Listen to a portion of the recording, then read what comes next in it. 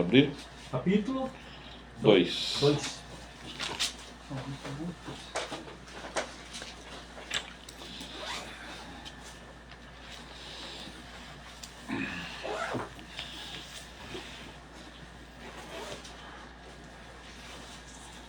Olha, tá arranhando. Como é escuro aqui, deixa eu pegar aqui.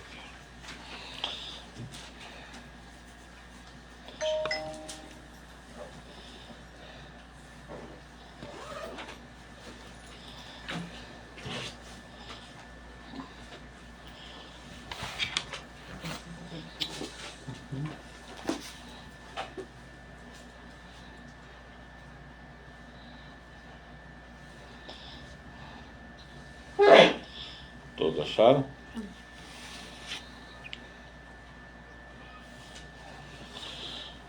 A primeira, vamos ler desde o versículo 1, tá bom? Deixa eu achar aqui, senão você vai ficar. Nós colocamos no avião. Esse aqui. Tá fogo.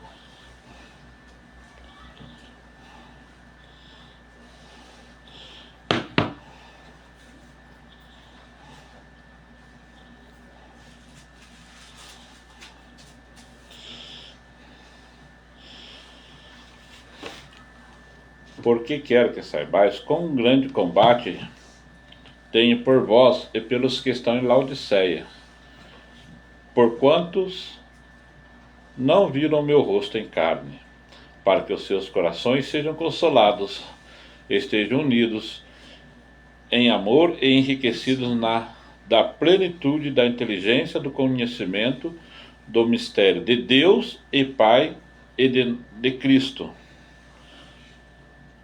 em quem estão escondidos todos os tesouros da sabedoria e da ciência. Irmãos, o que eu quero...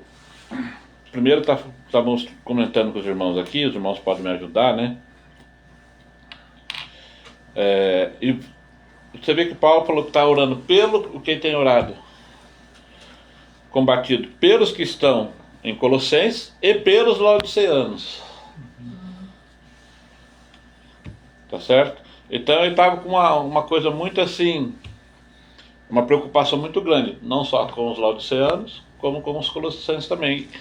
E por que será das duas, comparando as duas? Tá? Mais abaixo nós vamos ver, eu vejo assim que as duas estavam passando por um processo meio igual, tá? Tanto a igreja de Colossenses como Laodiceia, como o povo da Laodiceia no tempo do fim. Tá certo? Por que a igreja Laodiceia, o que significa Laodiceia? Povo que julga. Povo que julga. Quando nós estávamos lá na IASD, o que eles falavam que era? Porque era o povo que julga. Vocês lembram? Porque é o povo que vive na época do juízo. Do juízo. Mas quando foi o juízo? Começou em Filadélfia. O juízo começou em Filadélfia, 1844. Não começou em Colossenses, não começou em Laodiceia. Mas continua. Veja, tudo bem, continua até hoje. Nossa, mas começou. Então, por que na época de Filadélfia já não era Laodiceia, que era o povo de juízo, que foi quando Jesus passou do lugar santo para o santíssimo para começar o julgamento? Porque ali não começou a ser Laodiceia. E se só quase 20 anos depois, em 1868, que foi fundada a IASB, se eu não me engano, na data. 1863. 63, né? A organização da igreja. A organização. Por que até 1863 era o que ainda a igreja? Filadélfia. Era Filadélfia. E quando ela se tornou Laodiceia? Aos poucos, né? Sim, mas tem uma data ali que foi uma coisa marcante. Não é a morte, depois da morte do profeta? Não. Quando rejeitaram... 1888. 88, quando rejeitaram a mensagem dos pastores Wagner e Jonas. Tanto é, qual que é a Laodiceia? Vamos dar, deixa marcadinho aqui. Vamos dar uma olhadinha lá em Apocalipse, no capítulo 3, para nós vermos lá. Laodiceia.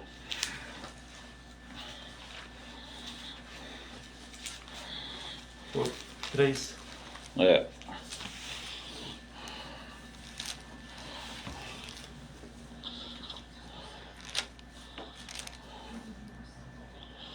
a partir do versículo, qual é a característica da Laodiceia? Como dizes, rico sou e estou enriquecido, e de nada tenho falta, e não sabes que é um desgraçado, e miserável, e pobre, e cego, e nu. Aconselho-te que de mim compres ouro provado do fogo. O que é o ouro provado do fogo? A fé. Só a fé E o amor. e o amor. E que fé ele está falando? A fé de Jesus. A fé de Jesus. Sim, não, tudo bem, mas assim, o ouro é a fé, são genuínos, Sim. certo? E agora, olha que interessante, ó. Compre ouros, aconselho de mim, compre ouros provados do fogo, fé, Vestiduras brancas. para que tenha riquezas, e vestidos brancos, para que ter vistas. O que é vestido branco? Justiça de Cristo. Justiça de Cristo. Então, por que aconselha? Porque aqui eles perderam, a Laodiceia perdeu a justiça de Cristo. E qual que era a justiça deles na época?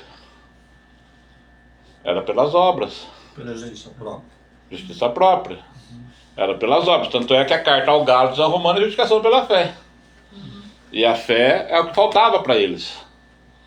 Então eles passam a ser Laodiceia, quando eles vêm se transformando, mas quando eles rejeitam a mensagem do pastor Wagner Jones, Gálatas e Romanos, ali começa a Laodiceia, assim, para o povo de Deus ser laodiceano, ou seja, o povo que julga o seu irmão. E por que é o povo que julga o seu irmão? O povo do juízo. Por que é o povo do juízo? Porque é o povo do juízo. Porque estava na época do juízo investigativo? Não, porque julgava. Porque julga o seu irmão. Vocês querem ver que interessante? A igreja Laodiceia é a 7ª igreja, tá certo ou não? Vamos dar uma olhadinha lá em Gênesis capítulo 49. Gênesis 49. Isso.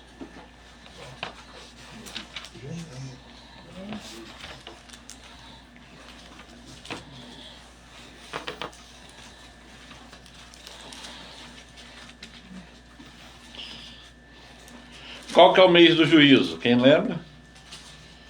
O mês do juízo investigativo de Yom Kippur, qual que é o mês? Mês 7. Isso. Não sei. Certo? Setembro, pô. Setembro, ali entre setembro e outubro, certo ou não? Entrando, né? Que é o mês do juízo. Tanto a igreja de Laodiceia é a 7ª igreja, que significa do juízo, igreja do juízo, e também o mês 7. Mas olha outra coisa que é 7. Em Gênesis capítulo 49 diz assim: Jacó está para morrer e chama seus filhos para abençoá-los. E aí ele chega lá, versículo 3, 49, 3. Rubem, primeiro filho dele, mais velho, né, o primogênito. Tu és meu primogênito, certo? Eu não vou ler tudo, tá? Só para nós sabermos quem é o 7º. Meu primogênito. Aí versículo 4 vem constante. Versículo 5. Segundo e terceiro, quem é? Simeão e Levi. Simeão e Levi, segundo e terceiro. Quem que é o quarto agora? Judas. Lá no versículo 9. Judá. Certo? Judá lá no versículo é o quarto. Porém Rubem vai falar que não vai ser mais o primogênito depois, certo ou não? Aqui vamos continuar vendo. Depois de Judá vem quem? Zebulon. Versículo 13, Zebulon. Que é o 5, certo? Certo. Depois vem quem? Issacar, no 14, que é o 6º. Quem que é o 7º? Olha que interessante o 7º. Dan julgará o seu povo como uma das tribos de Israel. Dan será serpente junto ao caminho, uma víbora junto à vereda, que morde os calcanhares do cavalo e faz cair por detrás. Faz cair o cavaleiro por detrás. Ou seja, o que Dan fazia? É aquele que age para o seu irmão por detrás, falando. Certo ou não? Julgando principalmente. Julgará o seu povo. Ah, aquele irmão lá, ó. Ih, rapaz, aquele irmão come carne. né? Ah, aquele irmão lá, e a irmã, calça jeans. Eu sei, irmãos, eu passei por isso, eu fiz muito isso. Eu fiz isso.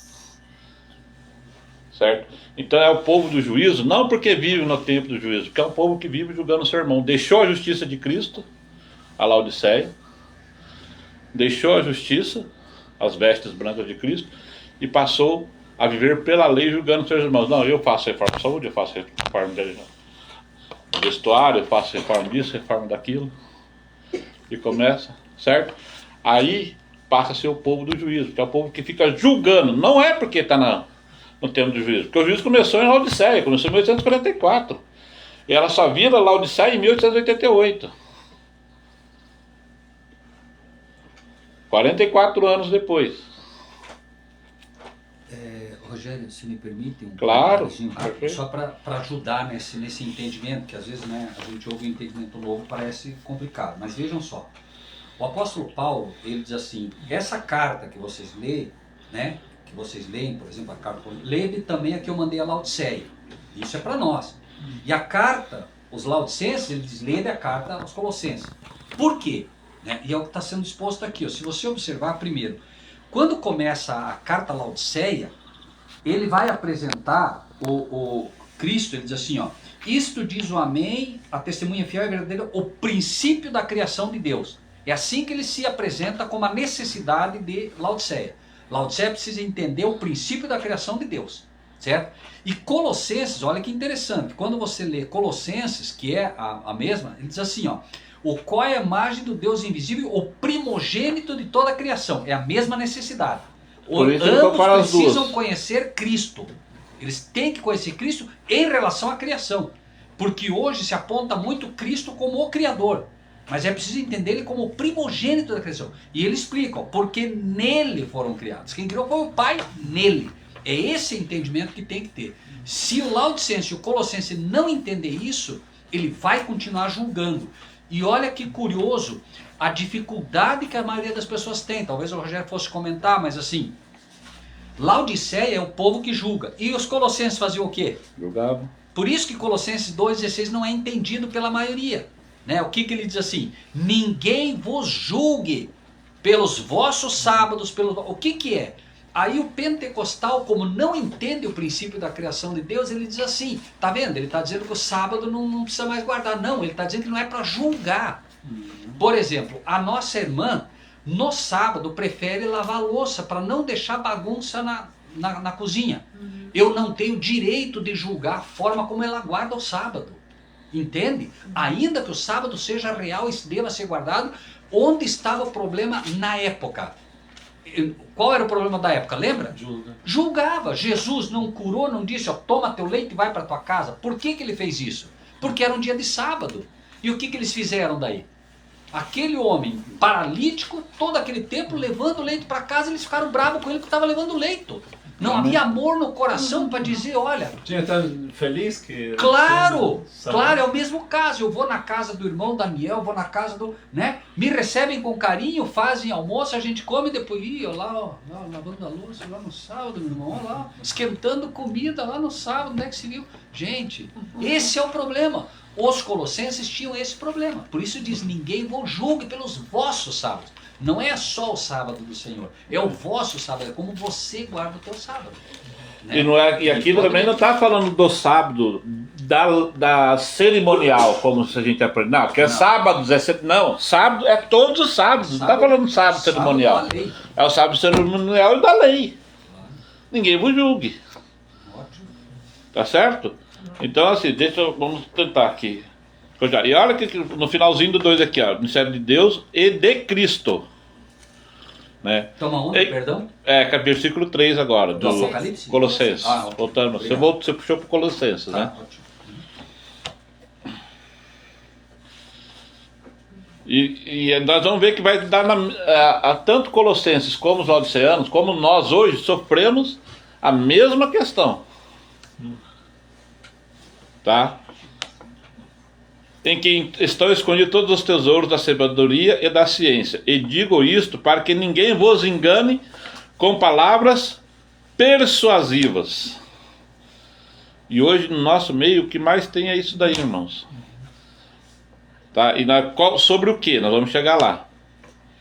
Porque ainda que esteja ausente quanto ao corpo, contudo em espírito estou convosco, regozijando-me e vendo a vossa ordem e firmeza da vossa fé em Cristo.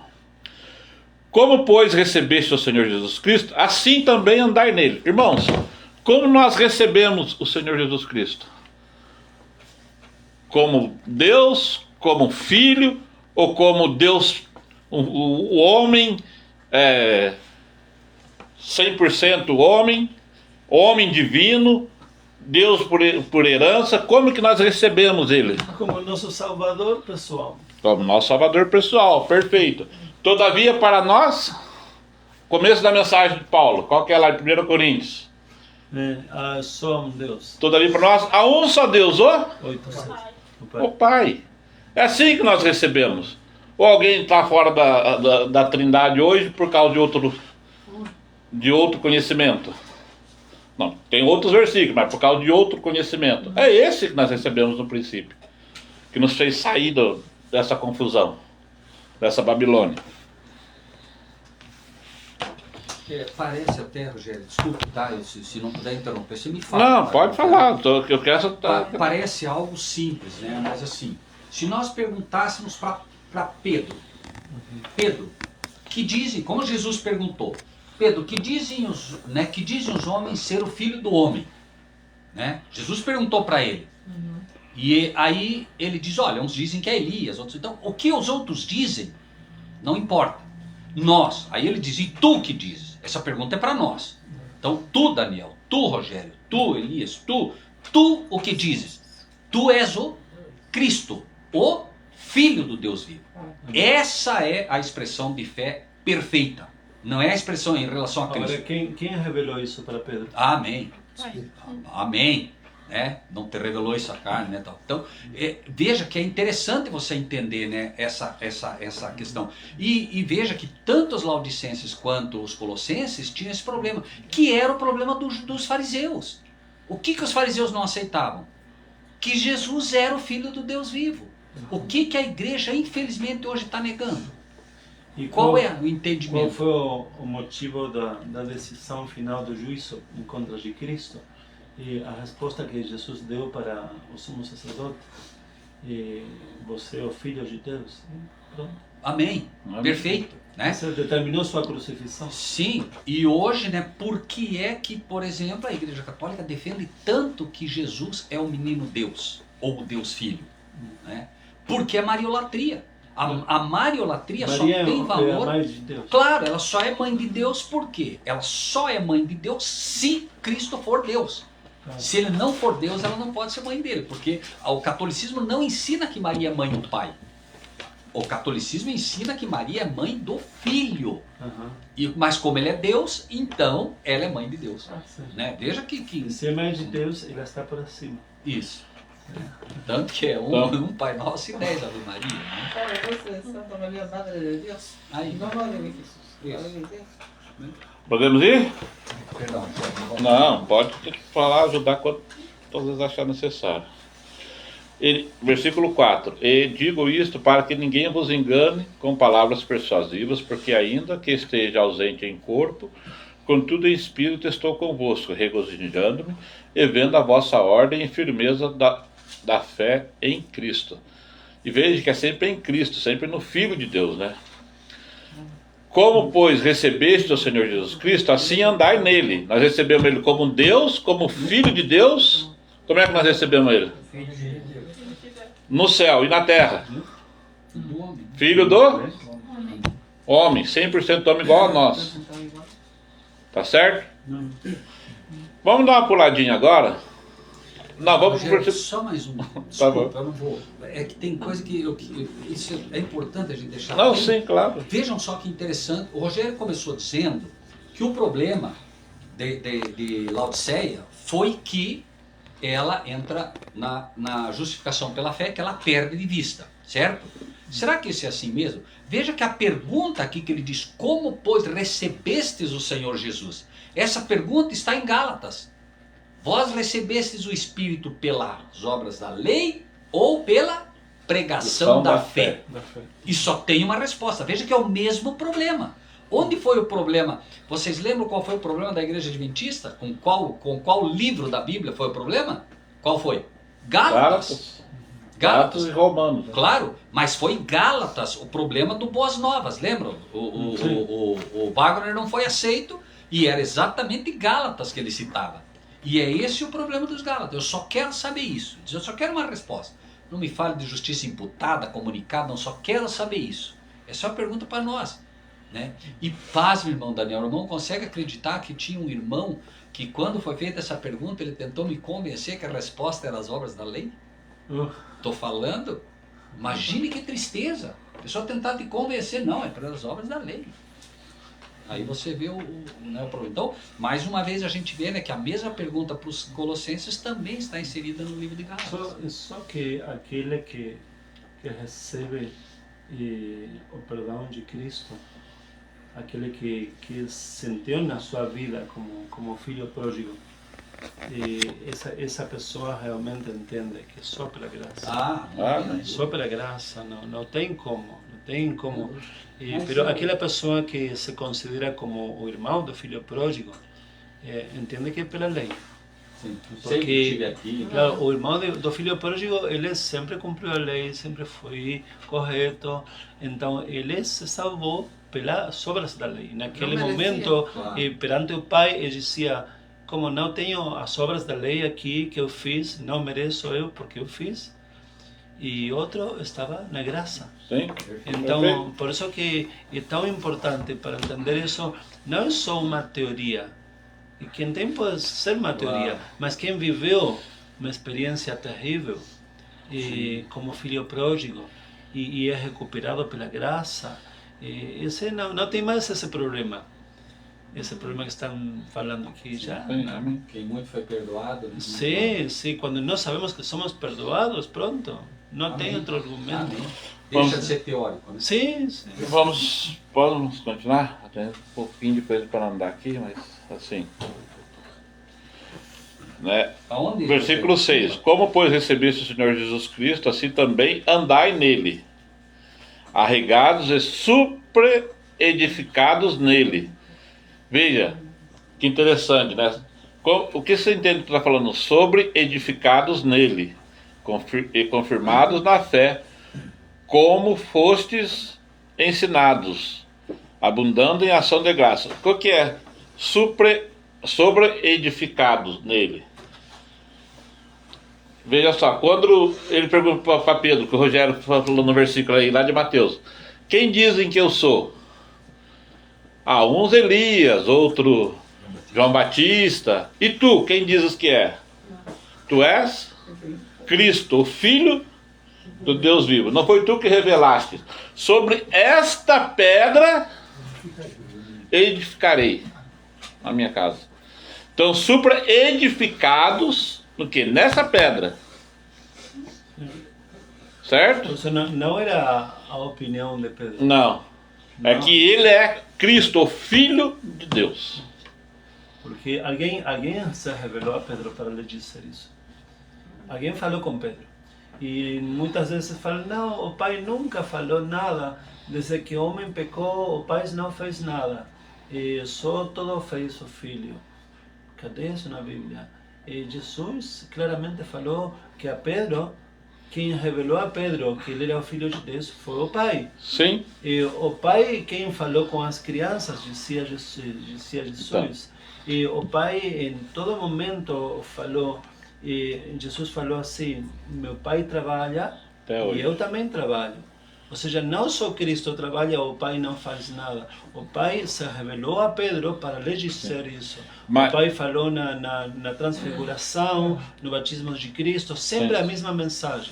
Sim, tudo bem, mas eu penso assim, que quando ele fala assim, né, o Espírito de Profecia fala que desde lá em já todas as nações, ali no batismo de Jesus, desde que o homem pecou, Deus nunca mais falara pessoalmente com o homem, até quando Jesus sai da água e ele fala: este é meu filho amado em quem me comprazo. Ele não é de falar isso desejado no batismo de Cristo.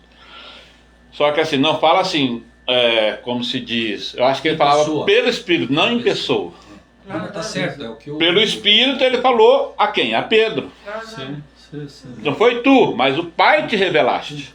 Sim. Entendeu? Isaías também, quando Deus diz meu servo, se referindo a Cristo. Sim.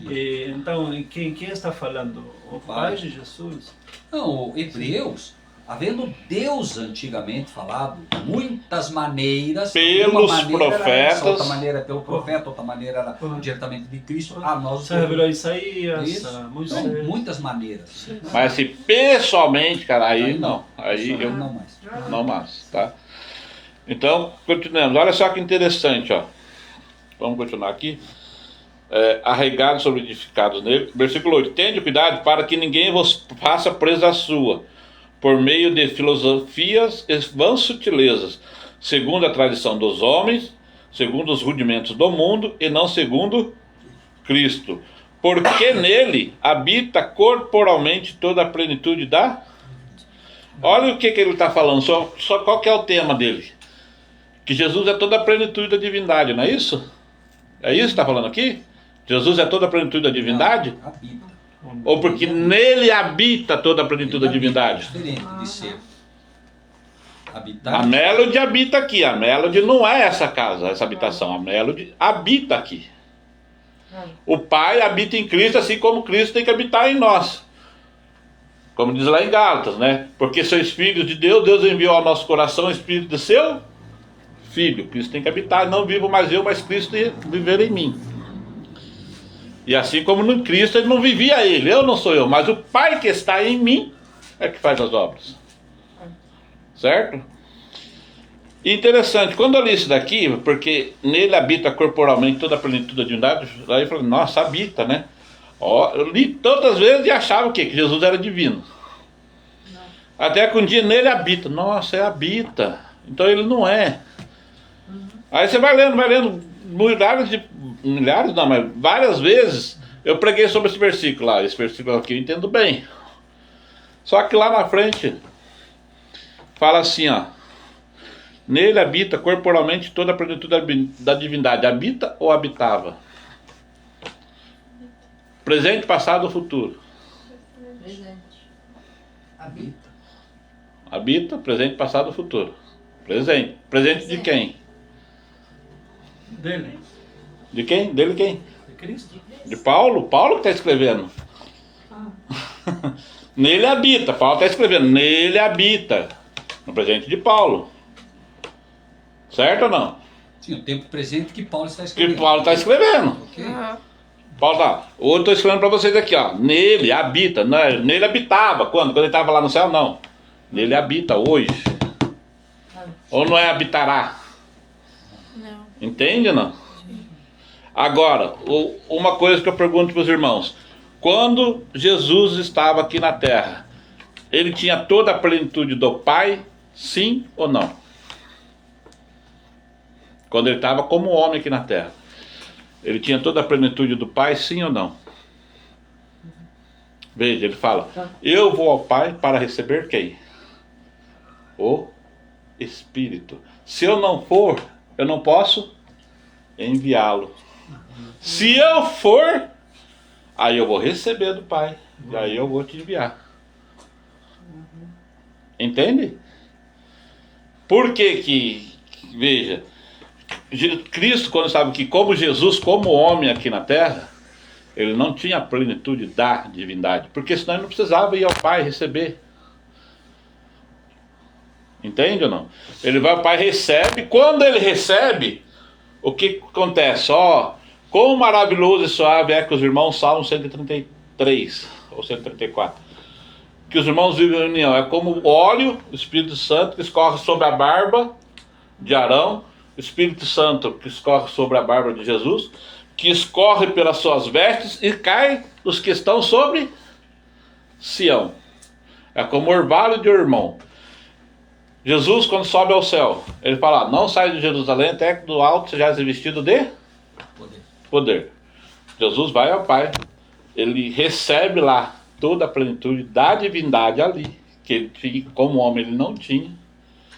Ali ele recebe toda a plenitude da divindade, e quando ele recebe, ele dá para os discípulos. Porque se ele não recebesse, ele não podia enviar. E aqui, ó, pode ler para nós, nessa parte que está em azul, Atos dos Apóstolos.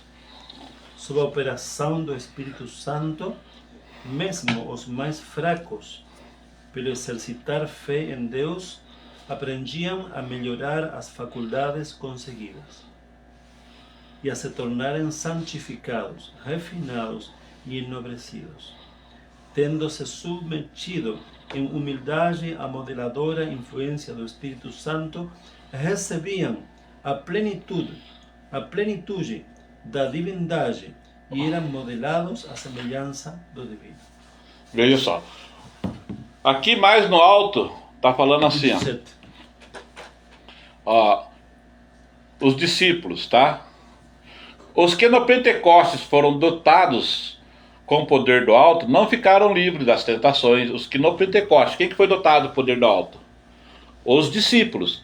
Quando eles são dotados com o poder do alto, o que acontece? Eles recebem a plenitude da divindade. Eles receberam. Porque Cristo recebeu essa plenitude do Pai como, né, sumo sacerdote, e no que ele recebeu, ele deu aos que estavam. Tudo que o Pai tem, eu vos dou.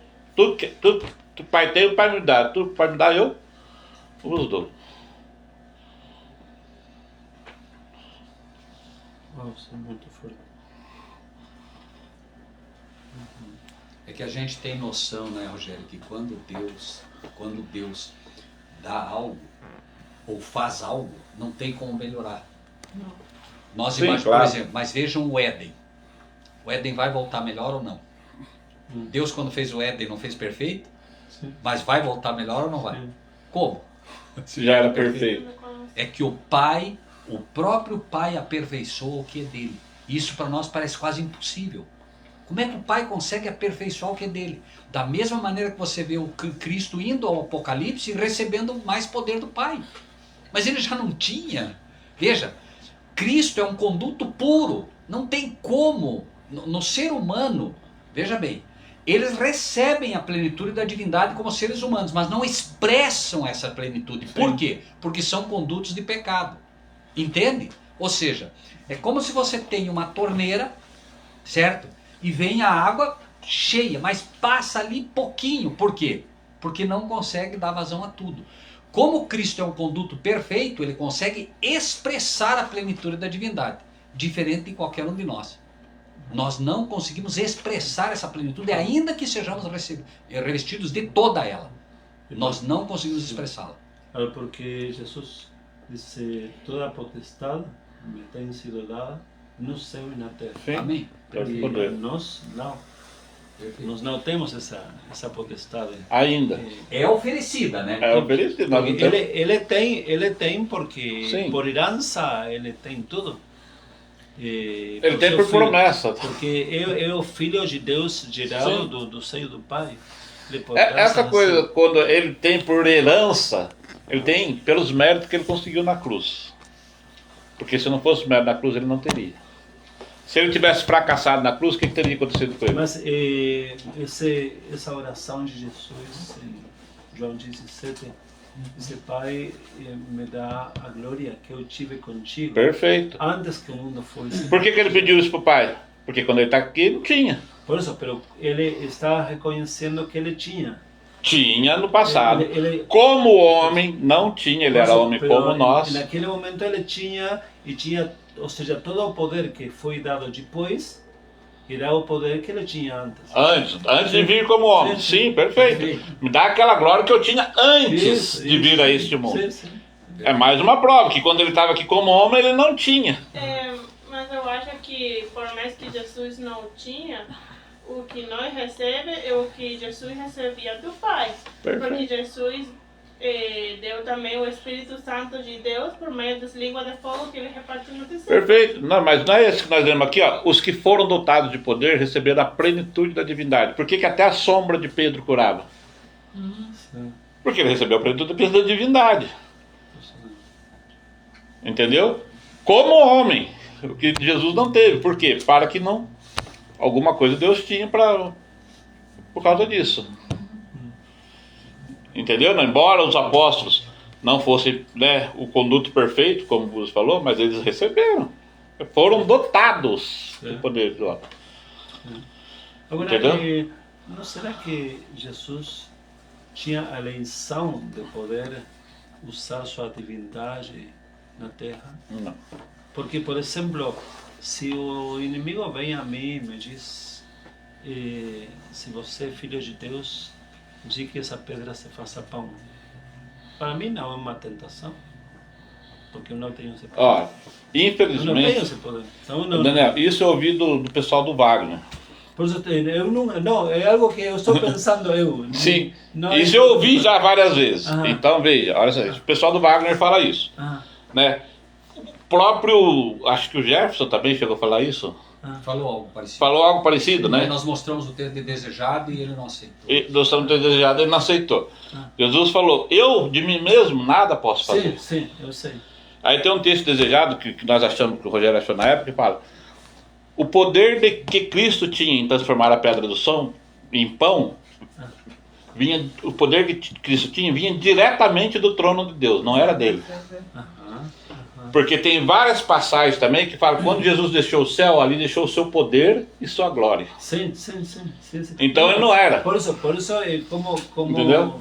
A dificuldade, se me permite, irmão, né? A dificuldade que surge é que é o seguinte, ponto número 1, Cristo vem, veja, ele deixa esse poder, tá bem, certo? Só que à medida que ele se aproxima do Pai, o que acontece? Veja, ele nunca se separou do Pai, certo? Esse poder vai sendo inserido nele. A senhora White comenta assim: pelo grande jejum feito no deserto, inseriu-se em Cristo um poder. Então veja, por todo aquilo ele tinha um poder nele. Tanto que a glória, quando ela comenta, diz que a glória do Pai se encontra com a glória do Filho. Mas da onde vinha essa glória dele? Havia a glória que agora lhe pertencia, que ele foi conquistando por cada vitória sobre o próprio inimigo. Assim como o inimigo, a cada derrota, vai perdendo poder, certo? E vai sendo pior, Cristo vai aumentando, vai recebendo cada vez mais. Por isso a oração que o irmão acaba de falar, veja que ela é perfeita. Pai, dá-me aquela glória que eu tinha. Ou seja, eu tenho uma glória, mas não tenho naquele nível que eu já tive uma vez. Certo? E veja que daí quando ele vai no Apocalipse, ele vai ao teu Pai, lhe é dado mais poder ainda. E nem estamos falando do Pentecostes, estamos falando depois. Quando vai começar a 1844, quando ele sobe ao Pai, né? Então, eu entendo, irmão irmão Daniel, talvez a única dificuldade seja que nós não estamos conseguindo entender que Cristo, pela união que ele tinha com o Pai, ele foi recebendo poder aqui. Então havia um poder nele que não foi fruto nem da herança, foi fruto da sua comunhão, assim como o irmão Daniel. O irmão Daniel e qualquer um de nós aqui hoje tem poder que é fruto de nossa comunhão com Cristo. E veja, dependendo da comunhão que a pessoa tem, ele tem mais poder que o outro. Por que Cristo tinha tanto poder? Né? Pela comunhão constante com o Pai. Era isso, porque senão, irmão Daniel, convenhamos, seria uma espécie de acepção de pessoas. Não, Cristo venceu porque ele tinha um poder que eu não tenho. Mas Deus em nenhum momento segurou o seu poder. Diz, não, o poder que eu dei para ele está à disposição para você. Jesus disse, Pai, onde eu estiver, eu quero que eles estejam. Ou seja, Cristo oferece todo o poder que ele recebe do Pai para nós. O problema somos nós. Por isso é dado do Pentecoste, é concedido toda a plenitude da divindade, porque nós podemos ter. Porque Cristo falou, tudo que o Pai tem, o Pai me dá, e tudo que eu tenho, eu vos dou. Então quando ele recebeu, ele deu tudo de fato. O problema é que hoje nós não temos essa comunhão para poder... Porque, tanto é que a Espírito de Profecia fala, a chuva celeste vai cair numa pessoa do lado e a outra não vai perceber. E também Cristo, se ele convertia o pão, as pedras em pão, ele ia ter a tentação de usar seu próprio poder para provar que ele era filho de Deus.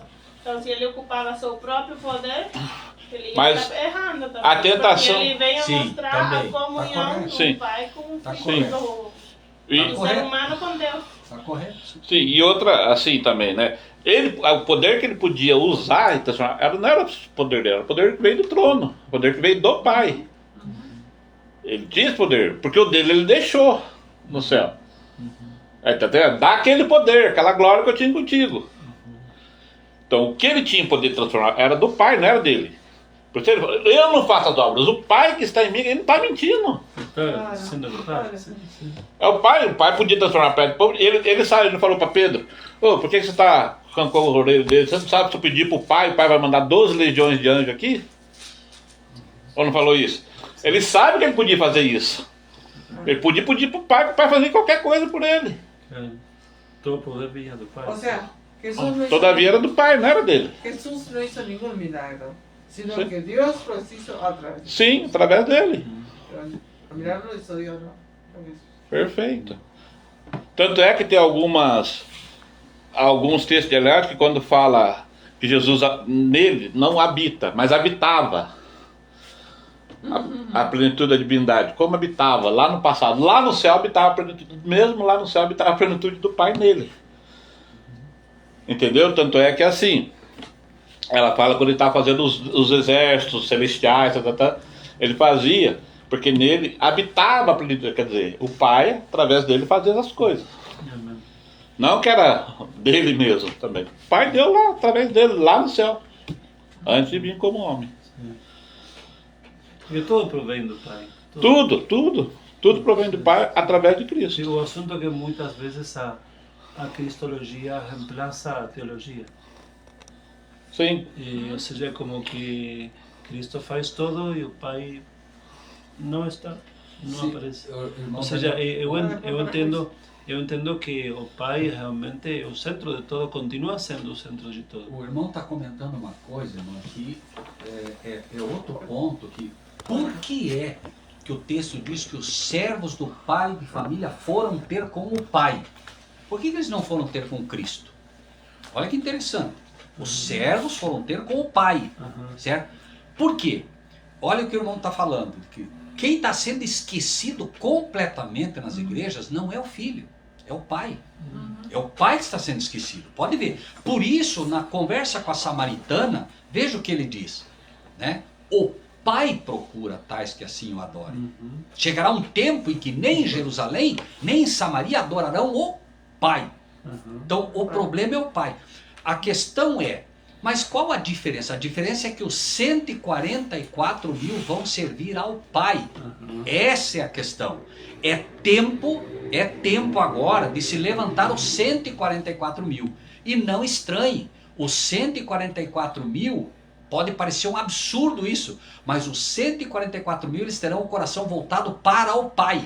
A defesa deles é em relação ao Pai, enquanto todo o restante é uma defesa de Cristo.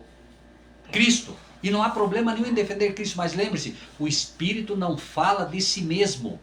Então hoje o Espírito de Deus trabalhando, veja, o Espírito de Deus trabalhando em todo ser humano leva o ser humano para Cristo.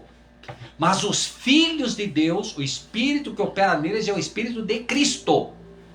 Por isso ele diz, porque vós sois filhos de Deus. Agora, o Espírito de Cristo opera em vós, dizendo Abba Pai. Então o Espírito de Cristo trabalha nos verdadeiros servos de Deus, levando-os ao Pai. E o Espírito do Pai trabalha em todo ser humano, levando-os para onde? Para Cristo. Entende? João 6,44. Perfeito. Perfeito. Aí está. Então não estranhe. Hoje é por isso, né, que ali na Samaritana, tudo diz, o Pai está sendo esquecido. E o Pai está procurando pessoas que assim o adorem, em espírito e em verdade.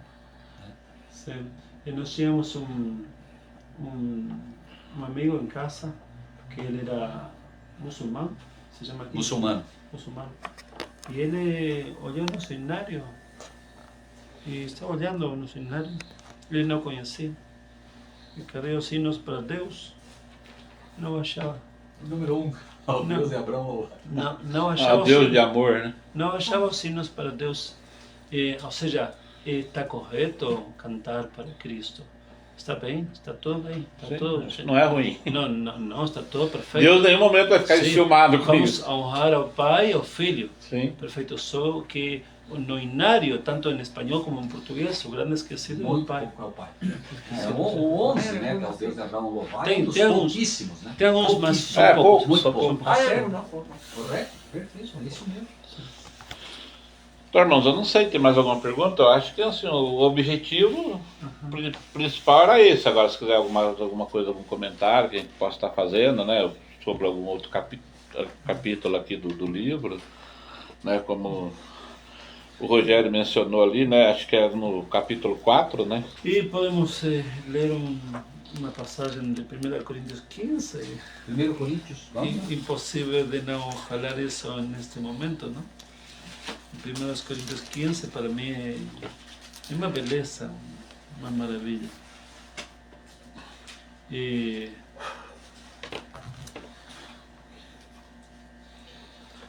então, ali no verso 27, porque todas as coisas sujeitou debaixo de seus pés. Quem sujeitou? Deus. Debaixo dos pés de quem? De Cristo. Mas quando diz que todas as coisas estão sujeitas a quem? A Cristo, claro está que se situa quem? Aquele que lhe sujeitou Perfeito. todas as coisas, ou seja, se situa o Pai. E quando todas as coisas lhe estiverem sujeitas a quem? A Cristo, então também o mesmo Filho se sujeitará àquele que todas as coisas lhe sujeitou, para que Deus seja tudo em todos. Lá na eternidade, quando a fim do milênio, todo comece a destruição dos ímpios, o começo da eternidade verdadeiramente. Quando ele for coroado rei Sim. e tudo. E, então, depois de tudo, o Jesus vai entregar tudo ao Pai, para que Deus seja tudo em tudo. O centro da adoração do universo Pai. é o Pai. Por isso que lá Isaías fala, de um sábado a outro sábado, de uma lua nova, todos virão perante mim, me adorar, perante o Pai. Amém, amém. Então, esse verso para mim é maravilhoso. Amém. Realmente. Se nos é permitido aqui conjecturar um pouco, né? Veja, para mim, hoje, né, o entendimento que tenho, principalmente em relação a isso, é qual é a única diferença? Porque assim, se você olhar para o caráter, você não encontra diferença entre o pai e o filho. Caráter não, certo? Você não vai encontrar. Na natureza, hoje sim. A natureza é diferente. O pai é apenas divino, enquanto o filho é divino humano, certo? O filho é carne. E vai ser por toda a eternidade, né? Mostrando uma carne glorificada, tal, mas tudo bem. Agora, a grande diferença que o Apocalipse aponta entre o pai e o filho, em que ninguém pode errar, porque vamos convenir, né? Se a gente fala de natureza, é difícil para muitos. Imagine para pescadores, para, né, aqueles... Eram homens rústicos. Ele estava falando para pessoas ali que, né, tinham até dificuldade para ler, no seu princípio. Depois eles foram, né, trabalhados. Mas você pega, por exemplo, e tenta entender o Apocalipse mostrando a grande diferença. Um, aquele que é, que era e que há de vir, que é o Pai. E o outro, né, qual é? Primogênito dos mortos. Não tem como errar. O único que nunca conheceu a morte, de fato, que vive de eternidade a eternidade, único é o Pai. De eternidade a eternidade. O Filho é desde a eternidade, tem um princípio, Enoque, quem você quiser escolher que não conheceu a sepultura, Enoque e Elias, ainda assim eles são desde. Eles tiveram um ponto de partida e tem uma eternidade medida por um desde. Né? O Pai não. O Filho tem um desde. Por isso ele é o primogênito. Por isso ele é o unigênito. Também a João 3,16 fala que nós seremos eternos. Ok? Sim. Pero esse fato que nós seremos eternos não significa que não tivemos princípio. Perfeito. Tá? Temos Agora, princípio. Sim, claro, claro. o que eu gostaria de colocar para objeto de estudo nosso é, veja, Pedro diz, serão sacerdotes para Deus e para o Cordeiro. A gente lê isso e diz, bom, então ele vai ser sacerdote para Deus e para o Cordeiro. Não, não é isso que o texto está dizendo. O texto está dizendo que alguns serão sacerdotes para Deus, entende? E outros para o Cordeiro. Para mim é o seguinte, Aqueles que não conhecerem a morte, que são 144 mil, que são o que a terra melhor produziu. As primícias da terra são 144 mil. Cristo, a primícia verdadeira, né? E depois dele os 144 mil. Os 144 mil para mim servirão ao Pai por toda a eternidade. Porque eles terão a experiência do Pai, de não ter conhecido a morte. Entende?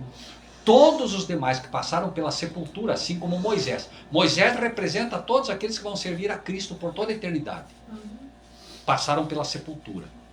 E Elias são aqueles que representam os que não passaram pela sepultura e que vão servir ao Pai por toda a eternidade. E são Terão a experiência do Pai. Entende? Então, os que são selados para o Pai e para o Cordeiro. Porém, os que são selados como 144 mil, esses vão servir ao Pai por toda a eternidade, terão a experiência do Pai, de não ter passado pela morte. Entende? A gente podia até falar um pouco mais disso tudo aqui, eu só coloco como objeto de estudo, tá? Para mim, e aí você entende, por exemplo, por que Apocalipse 7 apresenta os 144 mil de uma forma e Apocalipse 14 de outra. Se você observar ali, você vai ver que é uma diferença bem sutil quando você estuda. Por quê? Até ali, né, não está presente Dan, por exemplo, tal, tudo isso faz parte. Mas o ponto que eu gostaria, né, assim, só de comentar aqui de forma rápida para os irmãos, fora esse preâmbulo que a gente colocou aqui, é o seguinte, ó, João 3, 34, diz, porque aquele que Deus enviou... Peraí, já. Perdão.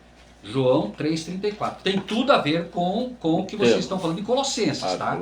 Veja, Colossenses, pode ficar ali em João, só vou ler, para relembrar. Ó. Porque nele habita corporalmente quanto? Toda a plenitude da divindade. Toda, certo? Quando você vai para João 3,34, o que você encontra? Porque aquele que Deus enviou... Quem Deus enviou? Cristo. Quem Deus enviou? Jesus. Cristo. Quem mais que ele enviou? Nós também, certo? Aquele que Deus enviou fala as palavras de Deus. Como é que eu sei que eu realmente fui enviado por Deus? Quando? Como é que eu sei que eu fui enviado por Deus? Quando eu falo as palavras de Deus. Sim. Quando eu falo as minhas palavras, eu não sou enviado de Deus, certo? Eu falo as minhas palavras. Sim. Eu não estou sendo usado pelo Espírito de Deus, né? Aí diz assim, ó, pois não lhe dá Deus o Espírito por medida. Essa é a plenitude. Aquele que fala as palavras de Deus tem a plenitude. Mas repito, a plenitude de Deus, uma coisa é você receber, outra coisa é você manifestar. Ninguém manifestou o Pai como Cristo. Ainda não manifestamos. Que é a diferença. Claro, mas ninguém manifestou o Pai como Cristo. Essa é a diferença. A plenitude de Deus vinha e não parava um milésimo de gota. Tudo saía, né, inteiro. Já em nós existe uma obstrução. Como é que para em nós? Por exemplo, olha lá, ó, irmão, depois tá andando com a Bíblia debaixo do braço lá, tá falando isso aqui, ó, tá falando do outro irmão e quer representar a Deus como? É isso, né? Então, depois vai andar com a Bíblia debaixo do braço. Claro, muitas vezes a gente ouve isso no trabalho. Quer dizer, se fala que é um cristão, mas o que você está fazendo aí? Você está roubando, você está fazendo alguma coisa errada? Como é que você vai ser o conduto de Deus perfeito? Não é, porque você mesmo está obstruído. Sim. E dentro do livro de Colossenses, Rogério, é interessante notar o seguinte, que você vê, por exemplo, né, não há como negar. A gente sempre entendeu que era povo do juízo, porque inaugurava o juízo. Não é verdade. É povo que julga. Tanto que Colossenses, julgamento, certo? Colossenses é julgamento. Certo. Dan é o sétimo. Dan se perde. Você não vai encontrar a tribo de Dan no Apocalipse, nos 144 mil. E quem mais que você não encontra entre os discípulos? Judas. Quem? Judas. E qual era o problema de Judas? Qual era o problema de Judas? Por que não se vendeu esse dinheiro, esse perfume, não se deu para os pobres? Julgamento. Então veja, se perde Judas, se perde Dan, problema julgamento. E aí Deus arremata o problema de forma, para mim, brilhante. Por exemplo, as 6 coisas que o Senhor detesta. E a sétima que ele abomina. E a sétima que ele abomina. Nas 6 ele cita o assassinato. E ele diz que é a sétima que ele abomina. E qual é a sétima? Traz intrigas. Aquele que cria contenda entre os irmãos. E quem fazia isso? Agora veja, por que Deus abomina esse pecado? Você pode matar um sujeito, matar, e Deus não abomina. Olha o perigo disso. Por isso que Colossenses e Laodiceia é tão grave. Por quê? Por esse pecado, Deus perdeu Lúcifer e a terça parte dos anjos. Perde a tribo inteira de Dan, que não consta como 144 mil, não que perde como perdido, mas assim, não consta, e Judas, que arrastou tudo. Então, Deus tem razão ou não tem razão de dizer que ele abomina esse pecado, que é o que cria contenda, e é o problema de Laodiceia. É a única igreja que não tem um elogio. E por isso que... Nenhum elogio. Por isso, na verdade, é que tem um só problema no universo, e é o problema da discórdia. E começou no céu Amém. com o problema da discórdia. E a solução para a discórdia qual é? É amar a Deus de todo o coração e ao próximo como a si mesmo. Se eu amo a Deus de todo o coração, não tenho discórdia com Ele. Se eu amo meu próximo como a mim mesmo, não tenho discórdia com meu irmão. E quem vai morar no céu vai ser aqueles que vão afindar com esses dois problemas. A discórdia é o único problema do universo. Eu tenho que afindar com a discórdia que tenho com Deus e com o próximo. E a solução é os mandamentos, Sim. não é? Sim. Por isso a igreja verdadeira que ele vai encontrar não é Laodiceia, é Filadélfia. A igreja que Cristo vai encontrar na terra é Filadélfia. A igreja perfeita, que reflete o caráter de Cristo. Uma igreja que nasceu sobre a égide de uma porta aberta. E os arrependidos também. Não, a gente... Porque Jesus fala, quem abre a porta, a porta de quem? De Laodiceia. Sim. Quem está em Laodiceia abre a porta, entrarei a ele e se sentará comigo no meu trono. Sim, sim. Mas o ponto, né, irmão Daniel, que a gente gostaria de frisar aqui, que eu creio realmente que é muito importante, é principalmente ter em mente que se nós queremos detectar as características da igreja que Cristo vai encontrar na terra, nós temos que buscar em Filadélfia, que é o amor fraternal, que o irmão acaba de falar. Se eu amo a Deus e amo o meu irmão, pronto, eu sou Filadélfia, sim. Não é? Sim, porque E eu vou julgar, o irmão acabou de dizer isso, né? Aquele que sabe quanto foi perdoado, né? Quem muito foi perdoado, muito ama, não é? Sim. Amém. Ok? Amém. Ok? Irmãos, ficou claro? Senão a gente...